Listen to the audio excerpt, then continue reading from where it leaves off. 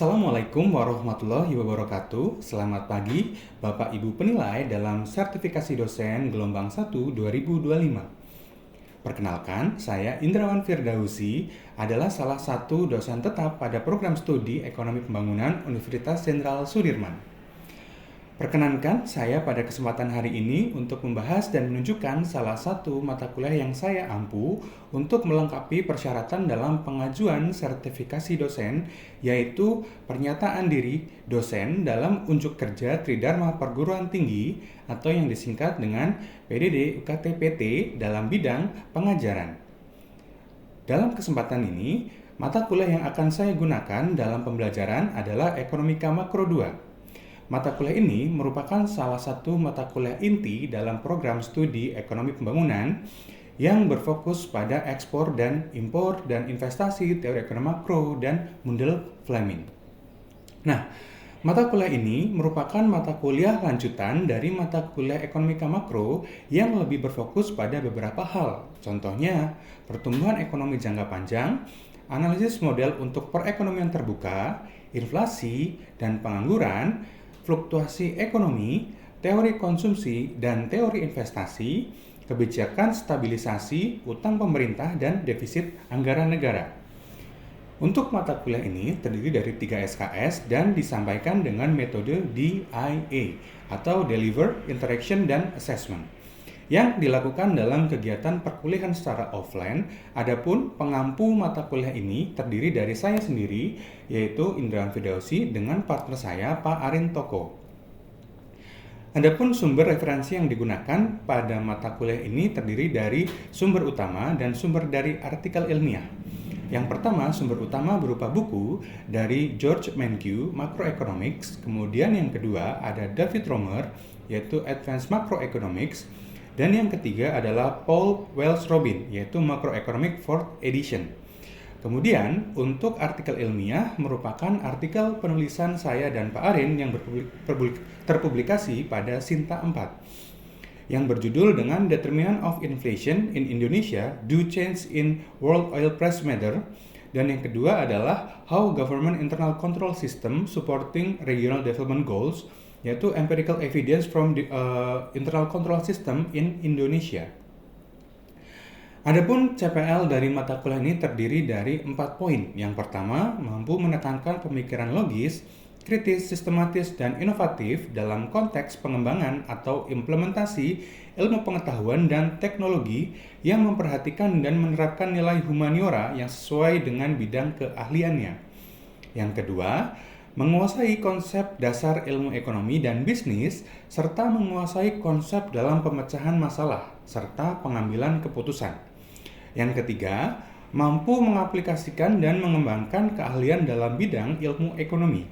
Dan yang terakhir, mampu mengkomunikasikan hasil analisis baik lisan maupun tulisan ke dalam mata kuliah Ekonomi Makro 2. Kemudian, CPMK terdiri dari 5 poin. Yang pertama, mahasiswa mampu memahami dan dapat menjelaskan ulang konsep dasar pertumbuhan penduduk dan pertumbuhan ekonomi dalam jangka panjang. Yang kedua, mahasiswa mampu memahami dan menganalisis perubahan kebijakan ekonomi pada kondisi perekonomian di sebuah negara. CPMK yang ketiga adalah mahasiswa mampu memahami, menjelaskan, serta menganalisis grand teori pada konteks ekonomika makro. Yang keempat, mahasiswa mampu memahami, menjelaskan, serta menganalisis dampak kebijakan pemerintah pada proses pembangunan makro. Dan yang kelima, mahasiswa mampu memahami, menjelaskan fakta masalah dan solusi pada stabilitas perekonomian dalam jangka panjang pada sistem perekonomian terbuka.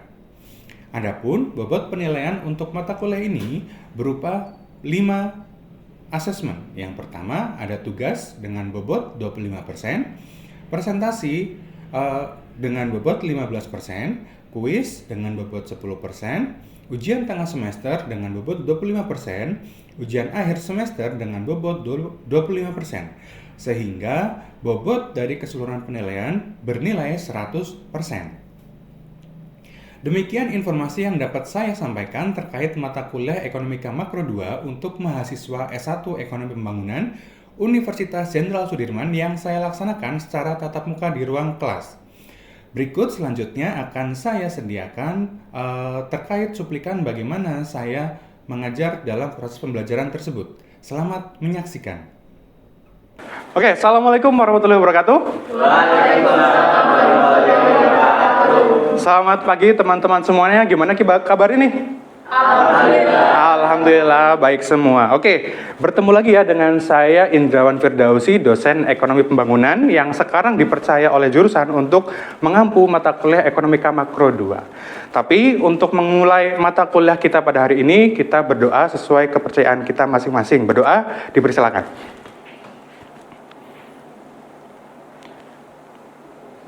Berdoa selesai. Oke, sebelum kita melanjutkan, kita presensi dulu teman-teman. Sudah saya siapkan di Teraversa untuk pertemuan pertama kita. Silakan dibuka terlebih dahulu.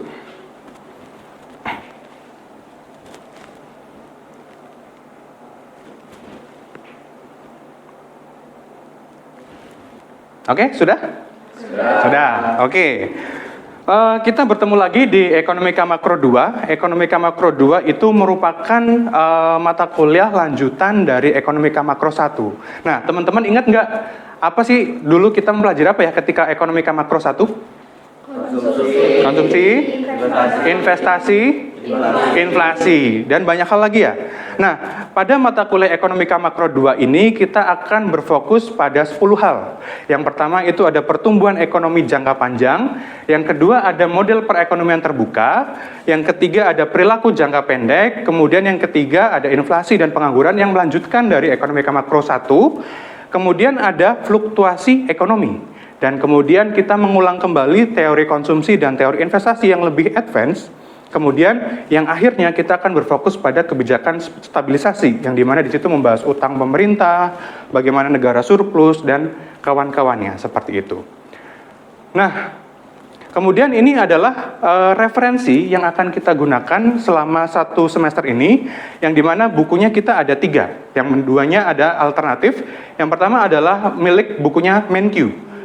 Yaitu Macroeconomics 1, kemudian ada David Romer, yaitu Advanced Macroeconomics kalau teman-teman mau berfokus pada ekonomika makro di dunia nyata. Yang ketiga ada Well Robinson, yaitu Macroeconomics 4th edition. Kemudian kita juga menggunakan beberapa artikel ilmiah milik saya dan Pak Aryan Toko terkait dari Determinant of Inflation di Indonesia. Kemudian yang kedua bagaimana Government Internal Control System berpengaruh terhadap Sustainable Development Economics di Indonesia. Yang keduanya merupakan kolaborasi antara saya dan Pak Aryan Toko yang nanti akan mengampu di mata kuliah selanjutnya, seperti itu. Oke, tapi sebelum kita memulai lebih jauh ya, mengapa sih kita harus belajar mengenai ekonomika makro? Kenapa menurut teman-teman? Saya izin menjawab, Pak. Ya, silakan. Dengan kita belajar ekonomika makro itu, jadi kita harapannya nanti bisa lebih memahami tentang bagaimana sih suatu negara itu perekonomiannya itu berjalan, seperti itu Pak, kurang lebih Pak. Oke, bagaimana sebuah negara perekonomian itu berjalan? Ada lagi? Ya, betul. Jadi memang kita belajar mengenai ekonomi makro, kita akan mempelajari bagaimana perputaran sebuah negara yang berhubungan yang tadinya mikro rumah tangga menjadi gambaran yang lebih luas di lingkup negara. Itulah kenapa dalam makro, ketika makro 1, masih teman-teman sudah pernah dengarkan istilah namanya agregat? Sudah. Nah, ini kita akan membahas itu sampai akhir semester itu. Dan apa yang membedakan antara makro dan mikro adalah mikro mempelajari rumah tangga, perusahaan, dan kawan-kawannya. Kemudian publik, bagaimana sebuah negara mengatur pemerintahannya untuk mengelola barang-barang publik. Dan yang ketiga itu bagaimana sebuah negara mengatur moneternya. Itu kita bahas menjadi satu kesatuan dalam mata kuliah ekonomika makro. Seperti itu. Nah, kenapa sih makro itu menjadi penting? Karena kita nanti belajar makro itu sampai dipakai sampai kalian mengerjakan skripsi, sampai kalian jika melanjutkan S2 itu akan dipakai terus. Karena yang dalam hubungannya di makro tadi seperti dibahas Mas Andi itu bahwa ternyata ada hubungan ekonomika makro dengan negara. Karena kita pertanyaannya satu, mengapa sih pertumbuhan di setiap negara di dunia itu berbeda? Kenapa sih kemiskinan di setiap negara itu berbeda? Kenapa sih inflasi di setiap negara itu berbeda? Dan kenapa kebijakan di setiap negara itu juga berbeda?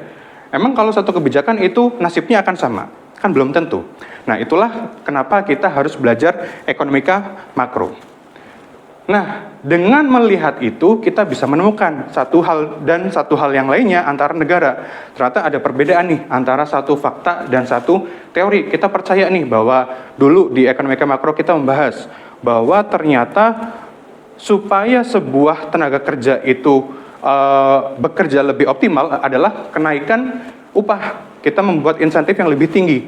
Tapi nyatanya di Indonesia sendiri, kita kita menentukan upah itu dengan melihat bagaimana sebuah wilayah itu berkembang. Berarti kan kebalik antara fakta dan teori. Dan oleh karena itu kita membutuhkan pertimbangan empiris. Pertimbangan empiris untuk mempelajari ekonomika makro. Itulah kenapa kita perlu mempelajari apa yang disebut dengan permodelan makro. Seperti itu. Nah, coba di sini ada sebuah kurva yang membahas mengenai bagaimana jumlah penduduk miskin dan tingkat pertumbuhan GDP di Indonesia. Bisa teman-teman lihat bahwa di tingkat GDP ini terus meningkat, tapi sangat sedikit, itu hanya 0,1% setiap tahun. Tapi yang cukup unik adalah ternyata kenaikan GDP sebanyak 0,1% selama 1 tahun itu menurunkan tingkat kemiskinan yang sangat ekstrim. Bahkan perlunya hampir 5% setiap tahun, bahkan ada yang sampai ekstrim 10% dalam setahun. Nah, itulah kenapa kita perlu menyelidiki, memperlihatkan, dan bagaimana menganalisis ternyata sebuah fenomena mampu menentukan fenomena di variabel-variabel yang lain. Nah, itulah pentingnya kita mempelajari ekonomika makro seperti itu. Nah, hal-hal yang seperti itu menjadikan teori dan fakta kadang tidak selalu berjalan selaras. Oleh karena itu, kita perlu mengevaluasi sebuah kebijakan, memperbaiki sebuah kebijakan, tapi kita tidak bisa memasukkan seluruh elemen itu dalam pengambilan kebijakan. Karena contoh ya, kalau kita mempelajari kemiskinan, tapi kan kita tahu bahwa kemiskinan itu kadang bukan nasib. Kadang keputusan kita sendiri kenapa sih orang miskin? Apakah pemerintah nggak bantuin orang miskin itu? Kan nggak juga. Kadang kita udah dikasih kerjaan, ternyata orang nggak mau mengambil pekerjaan itu karena gengsi, karena preferensinya berbeda seperti itu. Itulah kenapa kita juga mempelajari ekonomika makro itu. Nah, sebelum kita lebih jauh mempelajari model perekonomian makro, teman-teman ini bisa lihat apa nih? Gambar apa nih? Anak kecil main masak-masakan. Tapi ada nggak kegiatan masak beneran? Ada. Berarti kan itulah kenapa di sini ada kegiatan masak-masakan, tapi ada juga kegiatan masak beneran. Nah, berarti itu adalah permodelan dari masak beneran ke masak-masakan. Nah, itu sama halnya dengan ekonomi. Ekonomi permodelan adalah dianggap sebagai mainan para ekonom.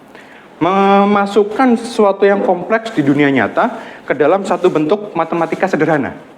Yang mungkin kalian sudah pelajari di matematika, di ekonometrika, di statistik, bahwa di situ ada permodelan. Nah, itu yang dimaksud dari permodelan ekonomi.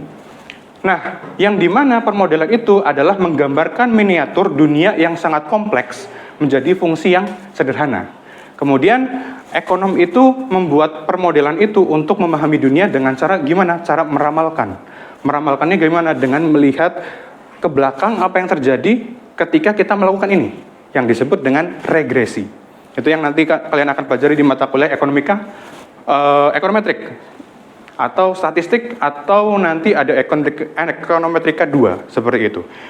Nah, tapi karena kita mempelajari sesuatu yang sangat luas, karena dunia kan sangat kompleks ya, kita tidak bisa memasukkan keseluruhan itu. Makanya itu kita membutuhkan beberapa variabel, beberapa asumsi. Asumsi itu apa kira-kira teman-teman? Kalau teman-teman pernah dengar asumsi itu apa sih? Gitu. Perkiraan. Apalagi? Dugaan. Apalagi? Opini. Nah, asumsi itu semuanya benar nih. Jadi asumsi adalah dugaan, opini, pendapat. Tapi ada tambahannya nih, bahwa asumsi adalah pendapat yang dianggap benar. Pendapat yang dianggap benar. Artinya setiap orang itu akan menganggap itu benar. Kan ada tuh kayak contoh, kalau teman-teman itu menganggap ini salah, menganggap itu benar. Sebagian menganggap itu benar dan menganggap itu salah, itu tidak bisa kita jadikan asumsi. Dan asumsi itu harus dianggap benar. Contoh, asumsi adalah manusia tidak akan menyakiti dirinya sendiri. Itu asumsi. Kira-kira benar nggak? Benar. Tapi kan kenyataannya kita tahu bahwa ada manusia yang menyakiti diri sendiri. Nah, itu adalah asumsi bahwa manusia tidak akan menyakiti dirinya sendiri. Nah, asumsi itu akan digunakan kita dalam permodelan karena tidak ada satupun permodelan di dunia ini ya yang meramalkan keseluruhan kegiatan dalam perekonomian. Makanya itu kita membutuhkan asumsi, kita menggunakan beberapa kalau teman-teman pernah dengar istilah ceteris paribus, pernah dengar? Pernah. Ceteris paribus itu adalah perubahan yang terjadi ketika variabel ini berubah, tapi yang lainnya konstan. Itu adalah ceteris paribus. Itu yang akan kalian gunakan ke depannya. Nah, ini adalah contoh permodelan dalam ekonomi. Di situ kita sering menggunakan istilah KID atau demand, yang menunjukkan hubungan permintaan konsumen akan mobil yang dipengaruhi oleh harga dan pendapatan agregat kalau dalam makro. Karena kalau dalam mikro tidak ada seperti itu. Bisa kalian lihat di mana di sini kurva demand itu selalu bergerak dari kiri atas ke kanan bawah. Artinya kalau semakin mahal akan semakin banyak yang beli atau semakin sedikit? Semakin sedikit. Nah, kemudian di sini juga ada QS. QS itu dipengaruhi oleh harga bahan baku dan kuantitas yang diminta. Oleh karena itu, semakin mahal harga, malah disuplai semakin banyak. Bukan malah semakin sedikit, kayak gitu. Ketika semakin murah, produsen malah menawarkan semakin sedikit, seperti itu. Nah, itu adalah menghubungkan antara bahan baku dan kuantitas yang diminta. Nah, ketika seperti itu bertemu dalam pasar, itu yang sebut kita dengan titik equilibrium, di mana di situ pertemuan yang disetujui oleh produsen dan disetujui oleh konsumen, seperti itu. Dan di situ juga ada kuantitinya. Nah, ini dalam makro yang akan kita gunakan sebagai agregat. Kalau banyak orang dalam satu hal di harga dan kuantitas yang sama, seperti itu. Nah, tadi sudah kita belajar mengenai variabel permodelan, dan di situ kita harus mempelajari apa yang disebut dengan variabel. Variabel ternyata di situ ada endogen dan ada eksogen. Endogen itu adalah dipengaruhi dari dalam. Yang ke eksogen dipengaruhi dari luar. Nah, kita tahu ya ada QD. QD tadi quantity demand dipengaruhi oleh harga dan pendapatan. Nah, berarti kalau dari sisi dalam variabel endogen dan eksogen dari dalam dan dari luar, kira-kira mana tuh yang dari pendapatan itu, yang endogen? Pendapatan. Yang eksogen? Harga. Karena kita tidak bisa mengontrol harga itu, tapi kita bisa tahu pendapatan kita berapa. Kemudian dari sisi eksogen, tadi udah ya? Tadi udah. Nah, bahwa di situ ada pendapatan dan harga seperti itu. Nah, sekarang coba kita menggunakan studi case di mana di situ ada kenaikan pendapatan di masyarakat. Kira-kira apa yang terjadi ya dengan perekonomian makro? Yang pertama, apa yang terjadi kira-kira ketika masyarakat memiliki pendapatan yang lebih tinggi? Konsumsi akan tinggi. Kemudian ketika konsumsi tinggi kan pada beli semua nih. Tiba-tiba apa yang terjadi nih? Kelangkaan. Kemudian ketika kelangkaan akhirnya harga naik. Itulah kenapa ketika pendapatan masyarakat itu meningkat, ujung-ujungnya adalah kenaikan harga. Bukannya malah tambah banyak sejahtera, tapi malah kenaikan harga seperti itu. Nah, itu ada efeknya kan, dari cuma kenaikan pendapatan tiba-tiba harganya naik. Ternyata ada domino efek di situ. Nah, oke, mungkin itu ya pertemuan kita hari ini. Minggu depan kita akan mempelajari mengenai modal pertumbuhan penduduk dan pengaruhnya terhadap pertumbuhan ekonomi. Nah, teman-teman, saya minta untuk membaca terlebih dahulu bab 3 mengenai buku Menkyu dari modal pertumbuhan penduduk dan pengaruhnya pada pertumbuhan ekonomi. Tapi sebelumnya ada pertanyaan nggak sebelum kita akhiri? Tidak ada? Oke, tidak ada, karena tadi sudah cukup paham ya bagaimana memahami pengantar ekonomika makro ini. Oke, karena sudah selesai pertemuan kita hari ini, mohon maaf bila ada salah kata atau kata yang kurang berkenan pada mata kuliah hari ini. Saya tutup, bila taufik wal hidayah. Assalamualaikum warahmatullahi wabarakatuh. Waalaikumsalam warahmatullahi wabarakatuh. Terima kasih. Sama-sama. Demikian deskripsi singkat dan cuplikan proses pembelajaran dari mata kuliah Ekonomika Makro 2 yang saya ampuh. Semoga dapat menjelaskan gambaran terkait pengajaran yang saya lakukan dalam mata kuliah Ekonomika Makro 2 pada program studi Ilmu Ekonomi Pembangunan Universitas Jenderal Sudirman. Akhir kata, saya ucapkan terima kasih kepada segala pihak dan semoga setiap kesalahan yang saya ucapkan pada video ini dimaafkan. Bila taufiq wal hidayah, assalamualaikum warahmatullahi wabarakatuh.